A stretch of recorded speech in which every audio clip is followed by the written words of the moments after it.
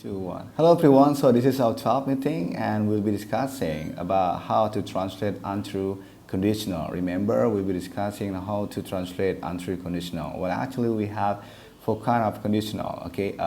Zero type, type 1, 2, and 3, or even a mixed type conditional. But something that we'll be discussing is only for the untrue conditional, okay? How to translate it well. Oke, jadi kita akan bahas bagaimana menerjemahkan kalimat dengan pola nanti untrue conditional. Bisa jadi nanti dalam bentuk tipe 2 dan juga tipe ketiga. It's not in the type 1, oke? Nah, jadi it's a bit more challenge. Yeah, it's a bit more challenging actually to translate due to several matters. Ya, jadi ada beberapa tantangan saat kita mendapati kalimat-kalimat berbentuk conditional sentence, ya, particularly pada tipe 2 dan 3 yang bersifat untrue conditional atau unreal conditional sentence.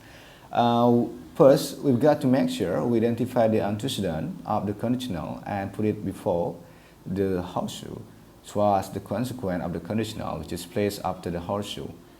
Because in the most standard form, the antecedent of a conditional in English occurs before the consequent. This need to be the case. Okay. So, apa kuncinya agar kita tidak keliru dalam menerjemahkan? So, this is the things. The key is to locate the word or word which indicate the antecedent, such as if, and then the word or phrase which indicate the consequence, such as then. Nah, jadi itu kuncinya. Kita bisa lihat bentuk if-nya dan bentuk then dan sebagainya. Nah, kita akan lihat contohnya di sini. Ya, saat kita ingin menerjemahkan kalimat ini, I'll have to pay a fine if I run the red light. Nah, ini kan kita akan lihat bahwa yang harus kita terjemahkan kan bentuk ini. I'll have to pay a fine if I run the light, atau if I run the light, I'll have to pay a fine.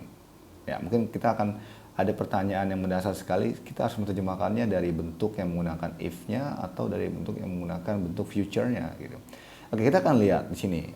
Ya, bentuk komentarnya adalah sentence letter abbreviation for simple sentence. Sebetulnya kan ini kan ada dua kegiatan, ada dua activities di sini. I run the red light, saya menerobos lampu merah, dengan I'll have to pay a fine. Saya harus membayar denda. Ya, di sini konteksnya tilang ya kalau di Indonesia.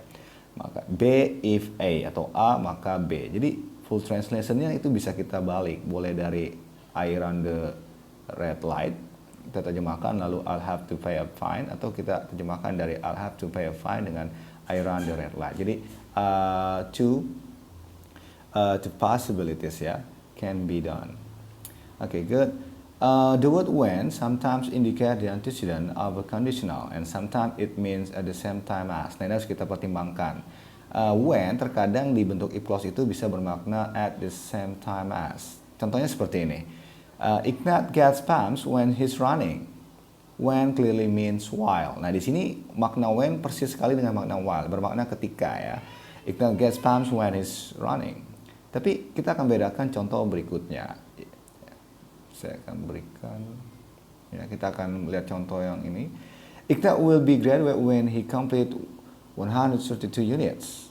We can also reasonably translate when as if. Nah, jadi untuk case yang berikutnya yang kedua ini, kita bisa ganti when di sana dengan if. Ignat will be graduate if he complete 132 units. Jadi dia bisa lulus jika, nah, atau andai, atau jika lebih pas ya. Ya, jadi when di sana kurang pas, sehingga akan lulus ketika menyelesaikan. Nah, ada penjelasannya bahwa prepositional logic, ya, kita masuk ke bagian sini sekarang, ya. Oke. Jadi propositional logic is tenseless. Jadi sebetulnya dia tidak membutuhkan bentuk tenses yang sangat strict sekali ya. Kenapa? Because we don't interpret words like when and also and in temporal term. And so when words are used to express time, we cannot use our connective to express temporal relationship. Jadi kadang when itu bisa diterjemahkan persis maknanya ketika, sama seperti while. Terkadang juga bisa bermakna jika dengan konteks tadi ya, if clause tadi. Okay, so just be careful when translating this kind of sentences.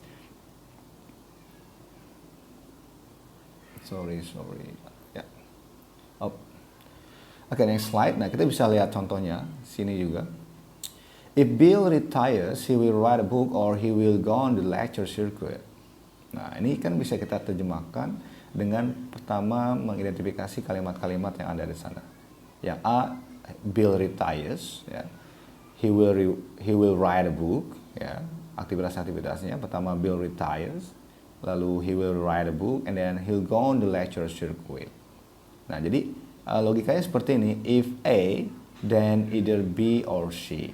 Ya, jadi jika A, ya, maka dia akan B atau juga C. Nah, jadi itu cara menerjemahkannya. Jadi inti dari pertemuan kita kali ini adalah saat menerjemahkan conditional sentence kita harus bisa mengidentifikasi dan mengklasifikasi juga aktivitas yang ada.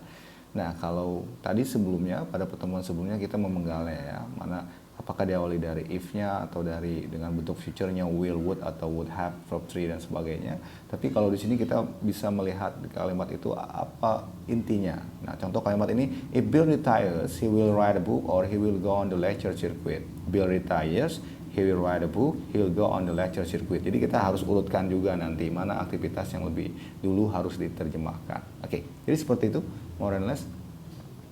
Ya, jadi conditional sentence type 2 ini dia. Ya, bahwa dia bersifat unreal, impossible, or improbable situation. Ya. Jadi di sini kita bisa lihat. Nah, contohnya di sini, if I were a millionaire, I would buy a castle. Were I a millionaire, I would buy a castle. I would buy a castle if I were a millionaire. Ya, kita bisa menerjemahkan dari if-nya lebih dulu atau dari apa main clause-nya. Nah, yang ditempeli if itu kan dikenal dengan bentuk subclause ya atau anak kalimat if I were a millionaire. Tapi kalau I would buy a castle itu adalah induk. Ya, kita lanjut. Conditional sentence type 2 refers to an action in the present that could happen in the present situation were different. I don't really expect the situation to change because it is very unlikely. Example, if I had a lot of money, I would travel around the world. I would travel around the world if I had a lot of money. Atau kalau misalkan kalian masih ingat pertemuan sebelumnya tentang inverted sentence, ini bisa di-inverse dengan menjadi had I a lot of money, I would travel around the world. I would travel around the world if I had a lot of money. Ya. Jadi bentuk inversinya baru bisa jika kita melakukan inversinya persis di awal. Jadi if I had a lot of money, I would travel around the world. Ya. I would travel around the world had I a lot of money. Itu tidak bisa. Nah, jadi kita bisa menerjemahkannya dari bentuk ini. Ya, kita bisa terjemahkan dari bentuk if ini, lalu kita terjemahkan bentuk ini. Dan jangan lupa kita bisa bedakan juga mana activity ya, atau kalimat inti di bentuk itu, lalu kita coba terjemahkan. Ya. Berikutnya conditional sentence tipe ketiga. Ya, kita langsung masuk ke contohnya di sini.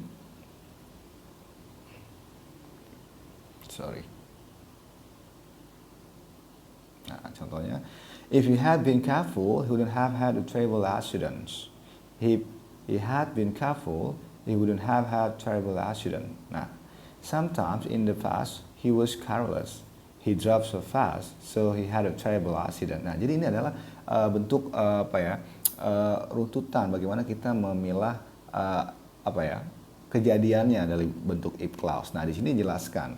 Jadi nanti saat diterjemahkannya kita lihat dulu bahwa ada bentuk sometime in the past-nya dulu ya, karena dia tidak berhati-hati atau ceroboh. Nah, dia berkendara sangat cepat ya, ugal-ugalan. So, nah jadi di sini ada bentuk implication. So he had terrible accident. Nah, padahal kan kalimatnya di if clause itu kan seperti ini. If he had been careful, he wouldn't have had terrible accident. Jadi kita bisa menerjemahkan dengan format di bawah ke dalam bahasa Indonesia. Tapi kita harus bedakan dulu, at least pesannya itu tidak hilang atau tidak luntur ya. Well, I think that's all everyone for today. I do hope you find this explanation video useful, and don't forget to stay motivated. And don't forget also to be more active on discussion forum. See you everyone. Ciao.